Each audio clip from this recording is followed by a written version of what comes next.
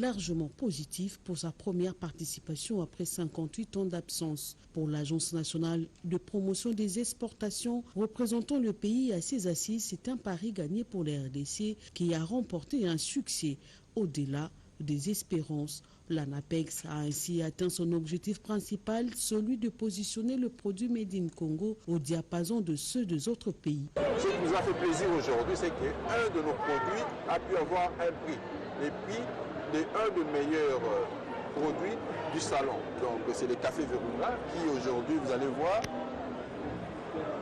on lui a octroyé un prix du meilleur par rapport au goût et par rapport à l'emballage. Donc nous sommes très fiers de promouvoir les produits congolais. Le directeur général de l'ANAPEX et sa délégation ont effectivement eu des contacts de haut niveau. Toutes ces activités ont pour but d'obtenir encore plus de facilité pour le produit congolais destiné à l'exportation. Et en croire le ministre du Tourisme, Modéron Timba, les vaches de mer peuvent attirer les touristes, ces vaches qui vivent à l'embouchure du fleuve Congo. D'ailleurs, un espace sera aménagé répondant aux normes standards internationales en vue de promouvoir l'écotourisme. Commentaire Nadine Yangou. Envie de promouvoir l'écotourisme au parc de mangrove à Mwanda, fenêtre par excellence de la République démocratique du Congo par l'océan Atlantique. Le ministre du Tourisme, Modéron Timba, vient d'initier 2 projets. Le premier consiste à aménager un espace pour contempler le lamantin, autrement appelé vache de mer. Il s'agit de gros mammifères herbivores qui vivent dans les eaux plus profondes du littoral, à l'embouchure du fleuve Congo.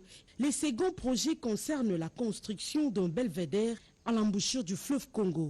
Ceci pour permettre aux écotouristes d'admirer la splendeur du fleuve Congo à cet endroit. Un site qui sera construit, ou des bungalows qui sera construit avec le respect des normes environnementales. Et aujourd'hui, nous sommes dans une île formée par des coquillages. Ces coquillages forment un bloc comme si c'était un bloc de béton. Et lorsque vous marchez, ça produit du son. Nous avons vu ici un groupe de pêcheurs qui vont participer dans les projets comme guide touristique, qui seront formés par l'ICSN.